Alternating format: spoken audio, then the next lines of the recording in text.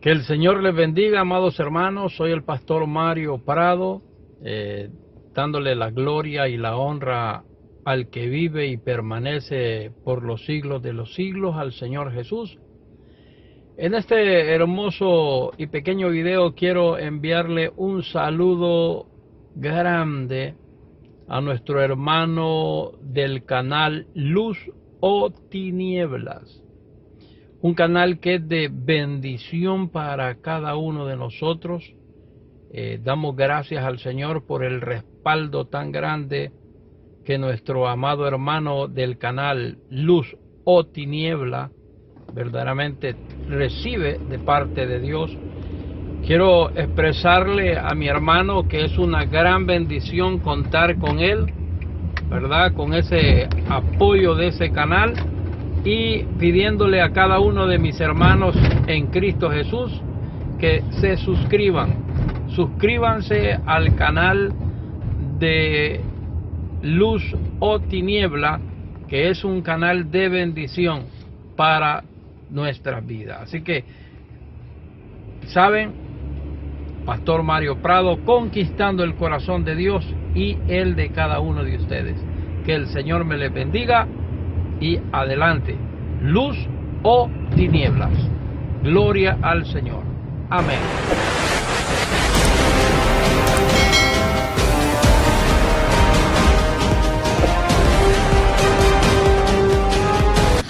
Dani, ¿por qué los obispos o presbíteros no pueden perdonar pecados? Bueno, ¿por qué no pueden perdonar pecados literalmente, no? En primer lugar, porque son hombres, porque no son dioses. Veamos lo que dice el Catecismo Católico. Según el mismo Catecismo Católico, en el numeral 1441 se dice lo siguiente: solo Dios perdona los pecados, y para ello cita Marcos capítulo 2, verso 7. Y luego afirma, porque Jesús es el Hijo de Dios. Dice de sí mismo: el Hijo del Hombre tiene poder de perdonar los pecados en la tierra, y cita Marcos capítulo 2, verso 10, y ejercer ese poder divino. Tus pecados están perdonados. Pero luego dice, más aún en virtud de su autoridad divina, Jesús confiere este poder a los hombres, y para ello cita Juan 20, del 21 al 23, para que lo ejerzan en su nombre. Ahora bien, debe notarse que el Catecismo Católico aquí dice que solo Dios perdona los pecados, y admite que Jesús, por ser Hijo de Dios, es decir, por ser Dios, puede perdonar pecados, aun cuando Él se hizo hombre. Y esto debe de tenerse en cuenta. Sin embargo, el Catecismo Católico también dice que Cristo, en virtud de su autoridad divina, confiere este poder a los hombres, lo cual es solo una contradicción. Si solo Dios perdona los pecados, entonces los hombres no pueden perdonar los pecados. Por lo menos no aquellos que no han sido cometidos contra ellos, y por lo tanto a ellos no se les puede conferir este poder. Quiero leerles lo que dice Lucas capítulo 5 del 20 al 24 y hacer unos breves comentarios. Veamos lo que dice estos pasajes. Al ver él la fe de ellos, le dijo: hombre, tus pecados te son perdonados. Entonces los escribas y los fariseos comenzaron a cavilar diciendo: ¿quién es este que habla blasfemias? ¿Quién puede perdonar pecados sino solo Dios? Jesús entonces, conociendo los pensamientos de ellos, respondiendo les dijo: ¿qué caviláis en vuestros corazones? ¿Qué es más fácil decir, tus pecados te son perdonados, o decir, levántate y anda? Pues para que sepáis, el Hijo del Hombre tiene potestad en la tierra para perdonar pecados. Dijo al paralítico: a ti te digo, levántate, toma tu lecho y vete a tu casa. Noten una cosa, el Señor Jesús dejó claro por qué él sí podía perdonar pecados. Amén. Los escribas y fariseos se escandalizaron porque Jesús le dijo al paralítico: tus pecados te son perdonados. Ellos sabían que solamente Dios podía perdonar los pecados. Ahora, pero lo que no sabían, o por lo menos no aceptaban, es que Jesús era Dios. Y es por eso que les escandalizaba eso, ¿no? Ellos fallaron en no comprender que Jesucristo, nuestro Señor, era el Hijo de Dios y por lo mismo Dios mismo. Ahora, ¿cómo demuestra el Señor Jesús que Él tiene potestad de perdonar pecados? Por medio de un milagro hecho por Él, por su propio poder, no un poder delegado. Y esto probaba su deidad. El Señor Jesús le dijo al paralítico, a ti te digo, levántate, toma tu lecho y vete a tu casa. Los apóstoles también hicieron milagros, pero por gracia de Dios. Jesús lo hizo porque él podía hacerlo sin necesidad de nadie. ¿Cómo probaría Jesús que podía perdonar pecados? ¿Porque recibió un don de milagros? No, esto sería absurdo. Solo podría probarlo porque hizo un milagro por su propio poder, no un poder delegado como el que recibieron los apóstoles. Puesto que los pastores o líderes eclesiásticos no pueden hacer milagros por su propio poder, porque no son Dios, no pueden perdonar pecados que no han sido cometidos contra ellos. Punto 2. ¿Por qué los hombres, los presbíteros, los obispos no pueden perdonar pecados literalmente? Porque simplemente ellos no conocen lo que hay en el corazón del hombre. Punto 2. ¿Cómo pueden decir los sacerdotes católicos, te perdono, te absuelvo tus pecados? En el nombre del Padre, del Hijo y del Espíritu Santo. No, no pueden decir ellos, porque ellos no saben lo que hay en el corazón de nadie. Solo Dios puede perdonar porque solo Él conoce si una persona se ha arrepentido de todo su corazón. La Biblia nos dice que quien perdona nuestros pecados es Dios. Y David dijo en el Salmo capítulo 32, verso 5, mi pecado te declaré. Dije, confesaré mis transgresiones a Jehová, y tú perdonaste la maldad de mi pecado. Una tercera razón por la cual los presbíteros y obispos no pueden perdonar pecados. Porque el perdón de pecados dependería de la espera de la decisión de declarar, te absuelvo de tus pecados en el nombre del Padre, del Hijo y del Espíritu Santo por parte del obispo, del presbítero. Ahora, ¿qué sucede si un obispo o presbítero decide no perdonar los pecados del que se ha arrepentido? ¿Será condenado el creyente si muere sin esta absolución? Sería absurdo pensar esto. Ahora, si los presbíteros o los obispos hubieran recibido el poder de perdonar o el de no hacerlo, ¿para qué rogaría una persona a Dios por perdón si después de todo no lo recibe hasta que un sacerdote le dice, yo te absuelvo de tus pecados? Una vez oí que un joven de 17 años le confesaba a un sacerdote católico que había tocado los pechos de una muchacha. Y él dice que se había arrepentido y el sacerdote católico le dijo, no te voy a perdonar tus pecados, no te voy a absolver. Y el muchacho, ¿saben qué le dijo? ¿Sabe qué, señor? Usted no tiene autoridad para retener esos pecados. Si yo me he arrepentido de todo mi corazón, entonces Dios me ha perdonado esos pecados. Esa sería mi respuesta a la pregunta. Muchas gracias.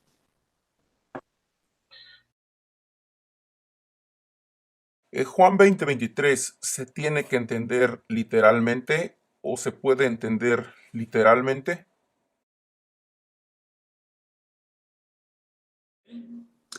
Bueno, no, de ninguna manera, ¿no? Como no se debe de entender literalmente que hay que aborrecer a nuestros familiares para ser discípulos del Señor Jesucristo. En Juan 20:23 se dice lo siguiente, a quienes remitiereis los pecados, les son remitidos, y a quienes se los retuviereis, les son retenidos. Perdonar en Juan 20:23 no se puede tomarse de manera literal, como no puede tomarse de manera literal que los cristianos salvamos o cubramos los pecados de los pecadores, ya que lo que hacemos es predicarles el mensaje de salvación, y así la gente puede encontrar el perdón de Cristo. Judas, el hermano del Señor Jesucristo, en el verso 22 y 23, escribió lo siguiente, algunos que dudan, convencedlos, a otros salvad, arrebatándolos del fuego, y de otros tened misericordia con temor, aborreciendo aún la ropa contaminada por la carne. Ahora, ¿quién supone que un cristiano salve a otro arrebatándole del fuego? Nadie. Esto es lenguaje figurado. Salvar aquí significa anunciar el evangelio. ¿Acaso al pecador cuando le predicamos lo estamos arrebatando literalmente del fuego? No, lo que estamos haciendo solamente es anunciar el evangelio de salvación. El único que salva es el Señor Jesús. Y el mismo catecismo católico reconoce, Él es el nombre divino, el único que trae salvación. Bueno, eso lo dice en el numeral 432. Ahora, Santiago también dice lo siguiente, sepa que el que haga volver al pecador del error de su camino, salvará de muerte un alma y cubrirá multitud de pecados. Santiago 5, verso 20. ¿Quién supone que nosotros salvaremos y cubriremos multitud de pecados? Esto obviamente lo hace Dios, no el sacerdote católico, ni siquiera el pastor cristiano. Nosotros no perdonamos, quien lo hace es Dios. Cuando se dice que Dios incitó, por ejemplo, a David a censar el pueblo, no fue él, sino Satanás. Pero se dice que Dios incitó a David para que censara el pueblo de Israel, y eso lo podemos leer en las Sagradas Escrituras. Por supuesto que aquí se está haciendo, se está usando una figura literaria llamada la metonimia. De la misma manera, pienso yo, que cuando se dice que los apóstoles perdonen los pecados, se está usando también esta figura literaria. Quien lo hace es Dios. Lamentablemente, pues los curas católicos, por falta de estudio de la Biblia de manera seria, han llegado a conclusiones sin sentido, razón por la cual dicen muchos disparates. Cuando leemos en la Biblia que el Señor Jesús le dice a sus discípulos que no os dejaré huérfanos o vendré a vosotros, ¿quién está viniendo en Pentecostés? ¿Quién es el que viene? Es el Espíritu Santo, no es el Señor Jesús. Pero el Señor Jesús dice, vendré a vosotros. No es que Jesús sea la persona del Espíritu Santo. Sin embargo, es una forma de hablar. Él viene a la iglesia en Pentecostés a través de la persona del Espíritu Santo. Así que no es literalmente él quien viene. De la misma manera no es literalmente Dios el que el que incitó a David a censar el pueblo, sino fue Satanás. Y también podemos decir que no somos nosotros literalmente los que perdonamos los pecados, sino que es Dios el que perdona los pecados. Esto es una metonimia que se usa bastante en las Sagradas Escrituras, pues, y los católicos no saben de eso, ¿no? Pero bueno, es entendible. Los católicos no estudian las Sagradas Escrituras, no se les enseña lo que son los principios de la interpretación, no saben lo que es la hermenéutica, y bueno, pues es comprensible que crean tantos disparates y sus curas que no estudian la palabra de Dios nunca, enseñen tantas falsedades. Un punto más que quiero señalar es que cuando Jesús, nuestro Señor, dice, ya quienes se los retuvireis les son retenidos, no está diciendo que a los arrepentidos se les puede retener sus pecados. Él está haciendo referencia a aquellos que no creen en Cristo ni se arrepienten, ya que los arrepentidos reciben perdón de Dios sin que nadie les absuelva sus pecados, como lo prueba David, el salmista, cuando dice, por ejemplo, en el Salmo capítulo 32, verso 5, mi pecado te declaré, dije, confesaré mis transgresiones a Jehová, y tú perdonaste la maldad de mis pecados. David no necesitó a alguien que le dijera, te perdono tus pecados, te absuelvo, para ser perdonado. Así también los que se arrepienten de todo corazón no necesitan de un sacerdote para que los perdone sus pecados. Ellos ya son perdonados por haberse arrepentido, por haber creído en el Señor Jesucristo.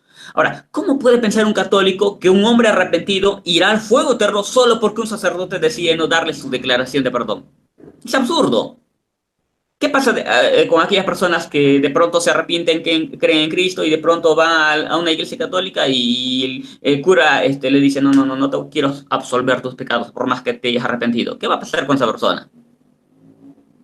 ¿Va a ser condenado? Sería un absurdo. Pero bueno, en el catolicismo esto puede darse. Es aceptable esta idea. El problema de algunos católicos que se creen esta falsedad es que suponen que el destino de una persona ya no depende de la gracia y del perdón que Dios da, sino de la decisión del sacerdote. Esa sería mi respuesta.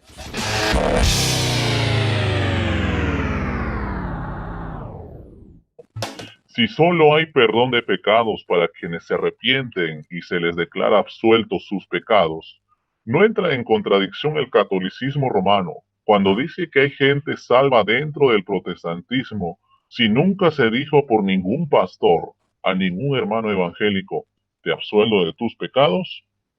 Bueno, evidentemente hay una contradicción, a menos que los católicos digan que dentro del cristianismo verdadero, el evangélico, no hay salvos, pero sabemos que Juan Pablo II, Joseph Ratzinger, Juan XXIII, el concilio de el Segundo Concilio Vaticano, afirmaron que dentro de las iglesias que no son parte de la Iglesia Católica, en las iglesias evangélicas hay un pueblo de Dios. Ahora, en el pueblo de Dios, pues, en el pueblo evangélico, sabemos que nadie dice, te perdono tus pecados, te absuelvo en el nombre del Padre, del Hijo y del Espíritu Santo. Nunca se ve. Y sin embargo, ellos reconocen que hay un pueblo salvo, hay un pueblo perdonado por la sangre de Cristo.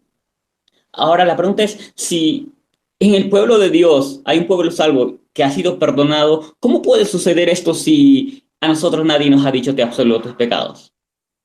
En verdad, la incongruencia que existe en el catolicismo, en sus creencias, es obviamente, es obvio, ¿no? Es claro que hay una contradicción en lo que enseña el catolicismo romano. Lamentablemente, pues el católico no piensa lo que enseña y es por eso que él llegan a decir muchos disparates y caen en muchas contradicciones. Yo quisiera añadir también a lo que dice el hermano a Roberto Isaac, ¿no? Nestorio también dijo que pues no se debe de confesar ante los seres humanos, sino solamente ante Dios, ¿no? Y bueno, se pueden citar a muchas otras personas. La verdad que me pareció fabuloso lo que dijo el hermano Roberto Isaac, muchas de las citas que ha presentado del hermano Samuel Vila, y creo que son interesantes, ¿no?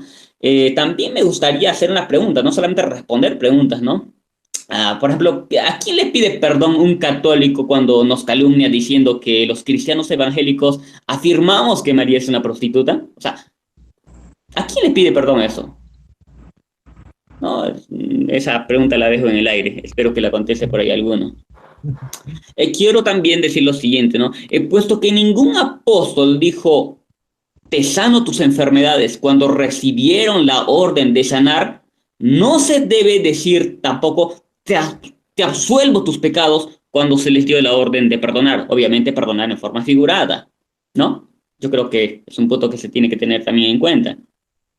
Ahora, sobre lo que estaba diciendo el hermano del canal Luz o Tinieblas, también me parece interesante. La declaración de un cura o un sacerdote católico de te absuelvo tus pecados en el nombre del Padre, el Hijo y el Espíritu Santo puede crear una falsa seguridad, porque una persona que no se ha arrepentido simplemente escucha que el cura le dice tus pecados han sido, o te absuelvo tus pecados, ¿qué va a pensar? Que está bien con Dios, aun cuando no se ha arrepentido. Así que puede crear una falsa seguridad y es muy peligroso el que un católico oiga esta afirmación, esta declaración por parte de sus ministros, ¿no? Obispos, presbíteros, lo que sea, cura, lo que sea. Entonces, crea una falsa seguridad y eso hay que tenerlo en cuenta. También es un poquito peligroso, bastante peligroso, digo, porque lo que importa es la seguridad que una persona deba de tener por medio de la sangre de Cristo, ¿no? Si uno se ha arrepentido de todo su corazón y ha puesto su fe en Cristo, entonces puede tener certeza de que Dios le ha perdonado sus pecados. No debe estar esperando que un cura le diga tus pecados te han sido perdonados o te perdono tus pecados, lo cual resulta peor todavía, ¿no? Eh, bueno, cuando Simón el mago pecó, Pedro le dijo, arrepiéntete pues de esta tu maldad y ruega a Dios si quizás te sea perdonado el pensamiento de tu corazón. Esto lo podemos leer en el libro de Hechos, capítulo 8, verso 22. ¿No? Lo que una persona tiene que hacer para recibir el perdón de sus pecados es eso, arrepentirse. No estar esperando que le diga ahí un cura algo, ¿no? Y el profeta Daniel en el capítulo 9 de su libro, Daniel 9, verso 9, dijo que de Jehová, nuestro Dios, es el tener misericordia y el perdonar. Y creo que esto debe de quedar bastante claro en la mente de cualquier persona que quiera hacer la voluntad de Dios. Así que yo solamente quiero hacer estos comentarios y bueno, también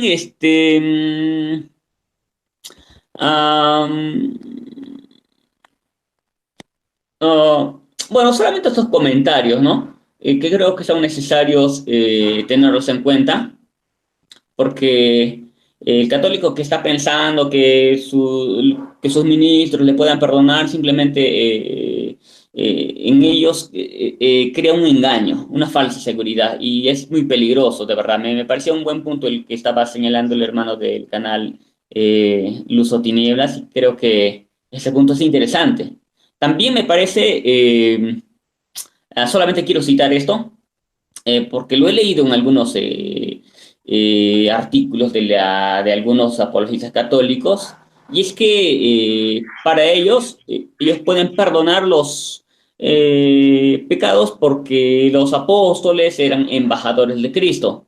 Y lo que cual me parece bastante absurdo, ¿no? Porque se está cometiendo la falacia non sequitur. Bueno, vamos a leer lo que dice 2 de Corintios capítulo 5, versos 17 al 20. El que vive en Cristo es una nueva criatura. Lo antiguo ha desaparecido, un ser nuevo se ha hecho presente, y todo esto procede de Dios, que nos reconcilió con Él por intermedio de Cristo y nos confió el ministerio de la reconciliación. Nosotros somos entonces embajadores de Cristo, y es Dios el que exhorta a los hombres por intermedio nuestro. Por eso les suplicamos en el nombre de Cristo, déjense reconciliar con Dios. Bueno, el hecho de que Dios haya confiado el ministerio de la reconciliación no significa que uno pueda perdonar, sino que uno debe anunciar y exhortar a los hombres con súplicas, si es necesario, que se reconcilien con Dios. Pablo nos dice, o no nos dice, reconcíliense con Dios, pero sepan que si decido no absolverles sus pecados, irán al fuego eterno. Sería bastante absurdo, ¿no? Dios delega la autoridad para predicar el Evangelio, el ministerio de la reconciliación, no para perdonar a alguien literalmente, porque eso sería absurdo, como ya se ha demostrado en los comentarios anteriores. Cuando uno se ha arrepentido de todo corazón, sabe que Dios le ha perdonado, no tiene duda, y no está esperando a que un obispo le diga, te absuelvo de tus pecados, porque el que se ha arrepentido de todo corazón tiene paz, se siente paz, se siente tranquilo, dice, ya hice las paces con Dios, ya hice cuentas con Dios. Pero quien tiene dudas, quien no se ha arrepentido de todo corazón, todavía está esperando que alguien le diga, te absuelvo tus pecados. Bueno, solamente esa sería mi respuesta.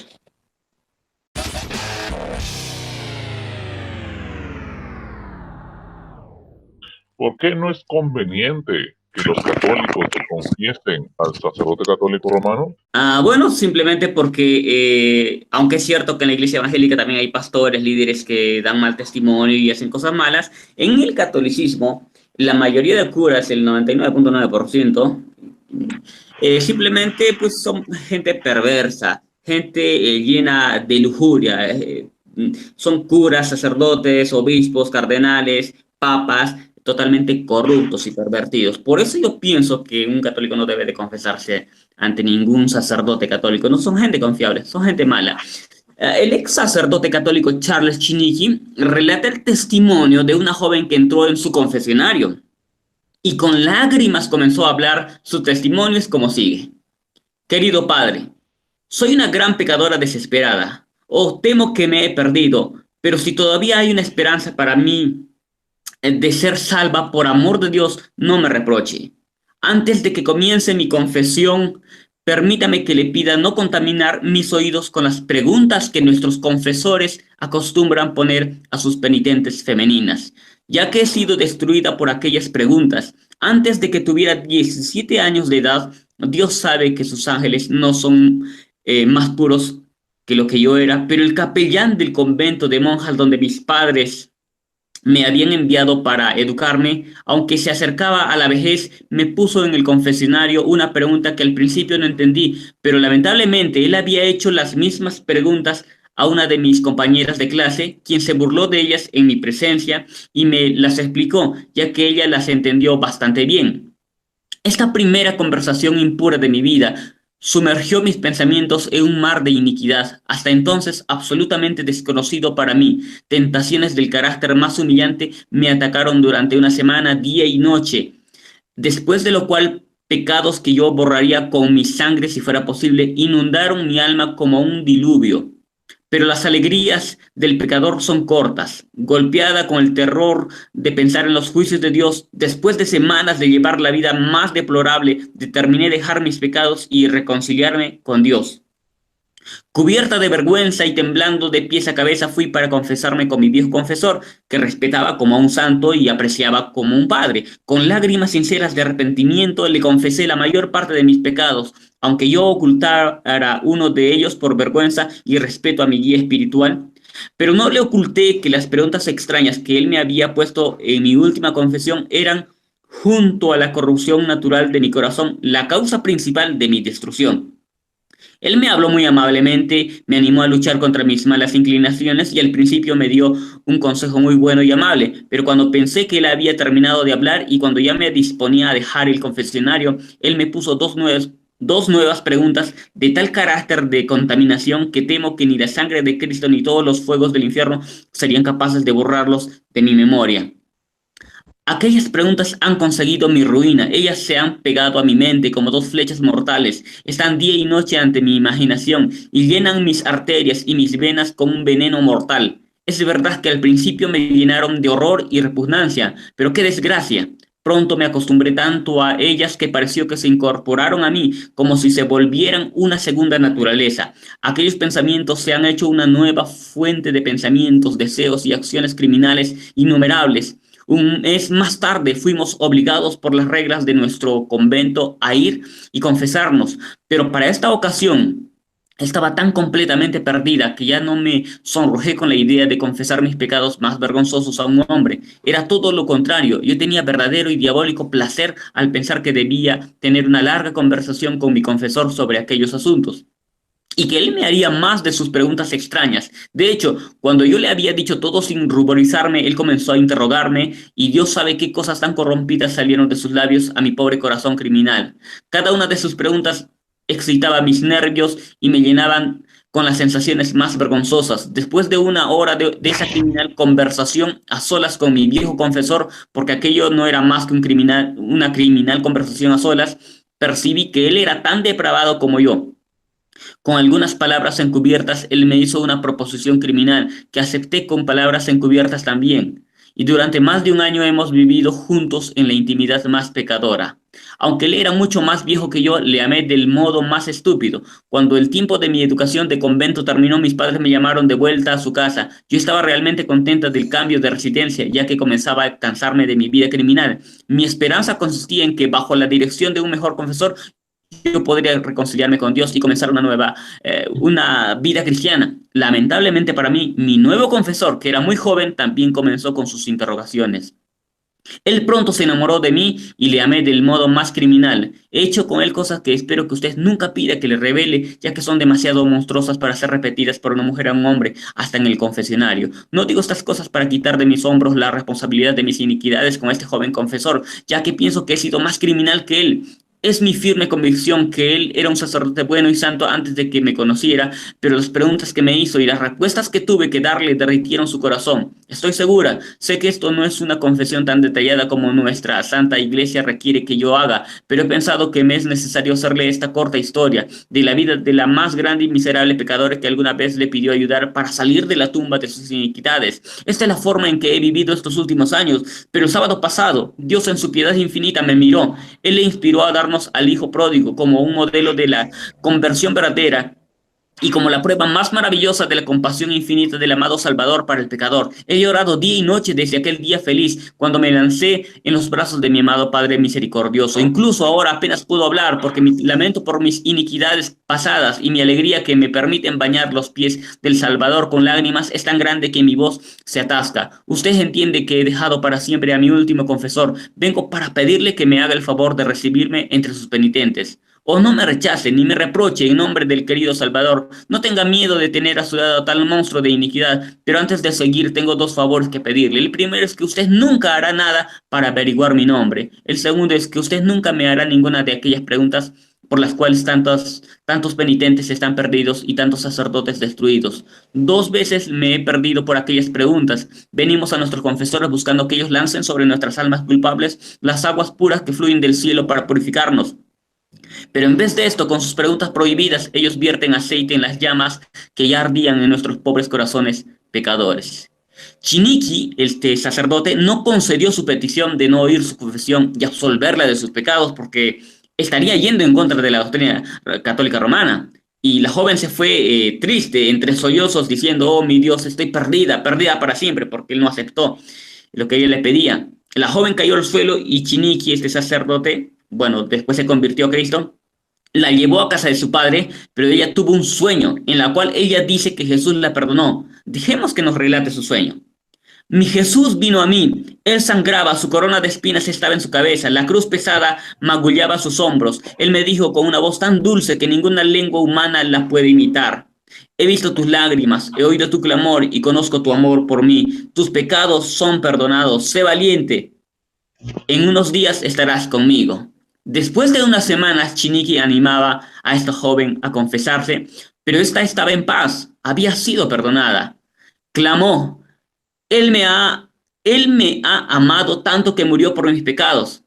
Ante la insistencia de Chiniki para que confesara sus pecados, ella respondió: ¿es verdad que después del pecado de Adán y Eva, Dios mismo hizo abrigos de pieles y los vistió para que ellos no pudieran ver la desnudez del otro?